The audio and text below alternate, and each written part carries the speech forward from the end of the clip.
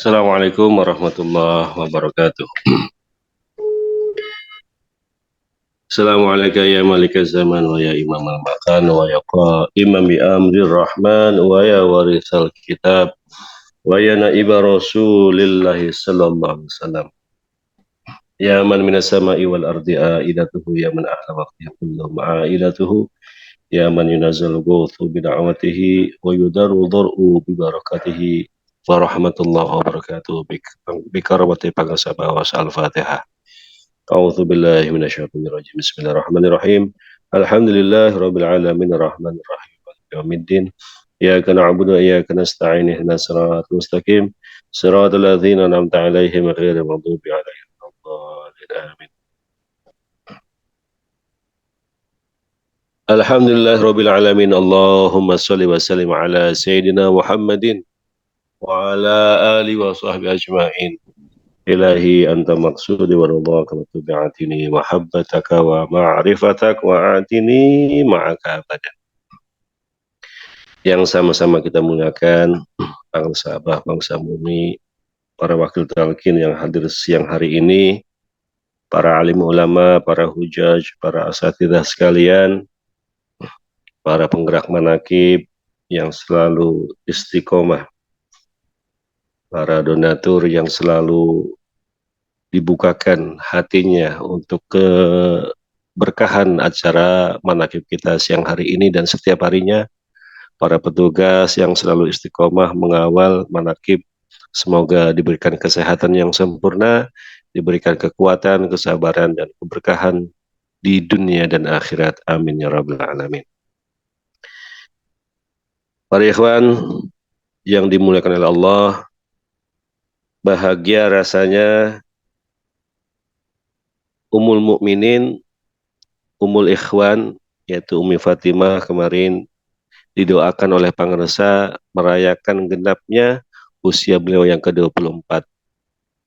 Mudah-mudahan apa yang dipanjatkan oleh Pangresa kita aminkan, semuanya sudah diwakili doa-doa terbaik oleh guru kita semuanya sekaligus sebagai imam dari Umi Fatimah. Al-Fatihah. A'udzu billahi minasyaitonir rajim. Bismillahirrahmanirrahim. Alhamdulillahirabbil alamin arrahmanir rahim maliki yaumiddin. Iyyaka na'budu wa iyyaka nasta'in ihdinas siratal mustaqim. Siratal ladzina an'amta 'alaihim ghairil maghdubi 'alaihim waladdallin. Amin.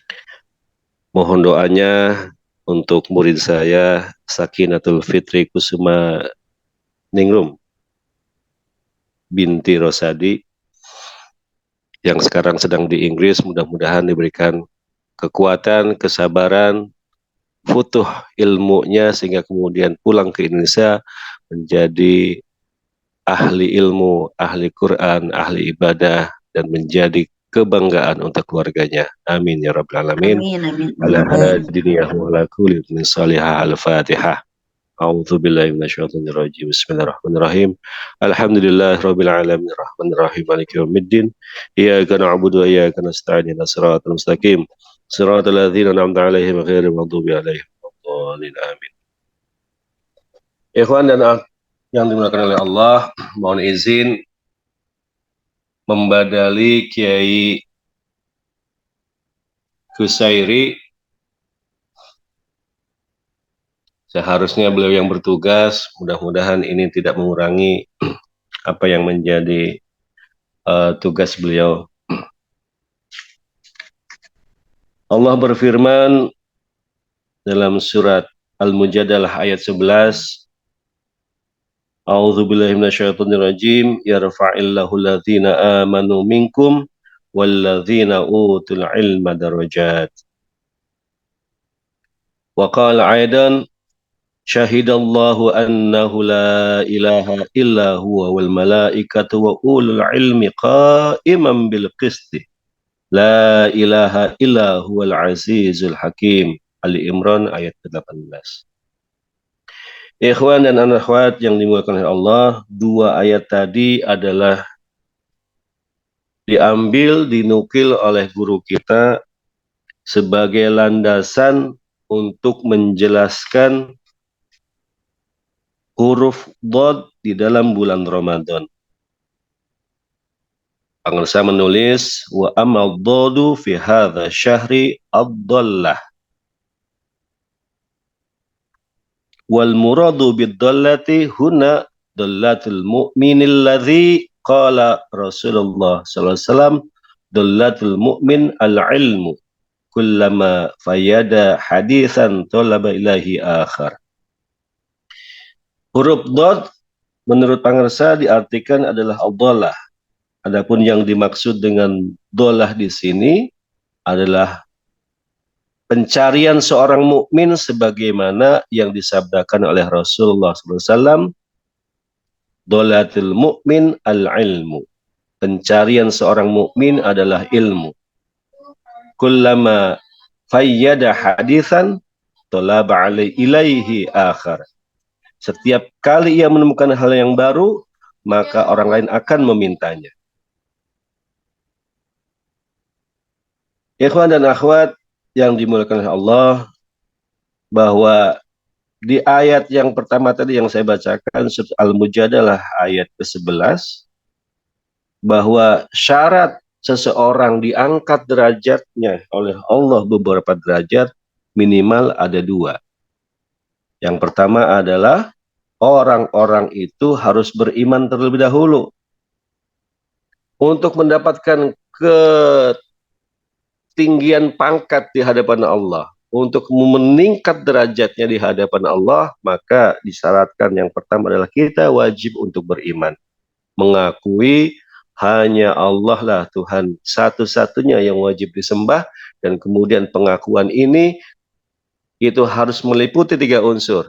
Diakui secara lisan, ditetapkan di dalam kolbu, dan kemudian dipraktekkan dalam perbuatan sehari-hari. Karena inilah yang menjadi syarat daripada hadirnya sebuah keimanan. Bahwa untuk bisa mulia, untuk bisa tinggi derajatnya setelah kita beriman, maka kemudian kita wajib punya ilmu. Karena dengan ilmu inilah maka kemudian kompetensi seseorang, derajat seseorang itu diperhatikan, dilihat oleh orang lain. Karena ilmulah kemudian seseorang itu bisa mendapatkan privilege, mendapatkan kemuliaan, yang itu, kemuliaan itu dinilai oleh manusia. Di hadapan manusia saja orang yang berilmu itu akan dihormati. Oleh karenanya Allah tegaskan bahwa keimanan dan keilmuan adalah dua syarat mutlak bagi seseorang untuk bisa mendapatkan derajat kemuliaan di hadapan Allah dan kemuliaan di hadapan manusia. Ayat yang sering kita baca di rakaat kedua tahajud kita, syahidallahu annahu la ilaha illa huwa wal malaikatu wa ulul ilmi qaiman bil qisti. Allah menyatakan bahwa tidak Tuhan selain Dia. Demikian pula para malaikat dan orang berilmu yang menegakkan keadilan, tidak ada Tuhan selain Dia, yang maha perkasa dan maha bijaksana. Ali Imran ayat ke-18. Itu ayat yang kita baca di setiap tahajud kita. Pengarsa pernah menjelaskan ayat ini, bahwa pentingnya ahli ilmu ini untuk kemudian mendudukkan, menegakkan posisi orang-orang yang berthariqah, supaya kemudian tasawuf atau thariqah ini tidak dipandang sebelah mata. Mengapa demikian? Tasawuf ini dianggap sebagai amaliyah kaum pinggiran. Thariqah ini dianggap sebagai amaliyahnya orang-orang miskin. Thariqah ini dianggap sebagai amaliyah yang dilaksanakan oleh orang-orang yang tidak berilmu. Hanya manut saja, hanya nurut saja. Tidak ada argumentasi, tidak ada deskripsi tentang keilmuan, sehingga kemudian para praktisi pendidikan, para doktor, para profesor menganggap bahwa berthariqah, bertasawuf itu bukanlah sesuatu yang keren. Sehingga kita jelas, strategi mursyid kita mengangkat para doktor, mengangkat para profesor yang berkompeten di ilmunya masing-masing, di bidangnya masing-masing. Ini adalah dalam rangka untuk kemudian penegasan bahwa orang yang berilmu, orang yang bertorikoh dan kemudian meningkatkan keilmuannya, itu akan memberikan kedudukan yang sama terhadap para praktisi pendidikan. Saat ini, torikoh tidak lagi dipandang sebelah mata oleh para dokter. Torikoh tidak dipandang sebelah mata oleh para profesor. Karena profesor yang kita ketahui, yang saat ini menjadi para wakil talqin abah, mereka semuanya mengakui bahwa guru kita, mursyid kita itu sudah di atas profesor secara keilmuan, secara gelar. Ikhwan dan akhwat, dari kata dolah tadi, pencarian seorang mukmin ini adalah dalam rangka apa? Dalam rangka untuk meningkatkan kapasitas diri seseorang. Kita pengen dibanggakan oleh guru kita, maka kemudian ini yang kemudian Pangersa syaratkan. Jangan berhenti untuk mencari. Jangan berhenti untuk melakukan update diri. Sehingga kemudian kemampuan kita secara keilmuan itu semakin lama semakin meningkat. Ketika peningkatan terjadi, kapasitas kita meningkat, kompetensi kita menjadi tinggi terhadap sebuah keilmuan, maka kita bisa menjadi panjang tangan, bisa menjadi penyambung lidah daripada guru kita untuk menyampaikan kalimat yang utama, kalimat yang luar biasa, kalimat tauhid yang akan menyelamatkan umat manusia di dunia dan akhirat. Maka Pangersa mengatakan pengangkatan wakil talqin dari berbagai macam profesi, dari berbagai macam kalangan itu adalah disesuaikan dengan lisan kaumnya. Pangersa katakan bahwa wakil talqin yang diangkat oleh beliau adalah disesuaikan bilisani kaumihi, disesuaikan dengan lisan kaumnya. Para pedagang itu harus disampaikan tauhid ini dengan cara lisannya pedagang. Profesor itu harus menyampaikan la ilaha illallah kepada sesama profesornya. Seorang dokter harus menyampaikan keilmuan, ketauhidan tentang la ilaha illallah itu harus dengan keilmuannya, dengan kapasitasnya.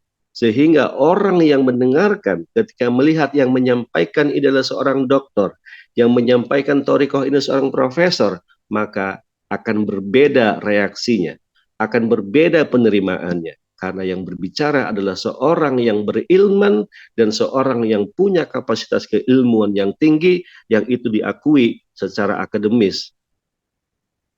Oleh karenanya, kewajiban kita para orang tua adalah kemudian kita punya kewajiban untuk menginvestasikan harta kita, menginvestasikan waktu kita, menginvestasikan apapun yang kita miliki agar para putra kita, putra-putri kita, anak-anak kandung kita memiliki pendidikan yang baik, memiliki pendidikan yang berkualitas, sehingga kemudian anak-anak kita itu dibekali tidak hanya dengan keimanan yang kuat, namun juga dengan keilmuan yang mumpuni, sehingga kemudian anak-anak kita itu bersaing dengan warga dunia yang saat ini sudah berkembang. Kita semuanya, anak-anak kita itu sanggup menjadi warga dunia.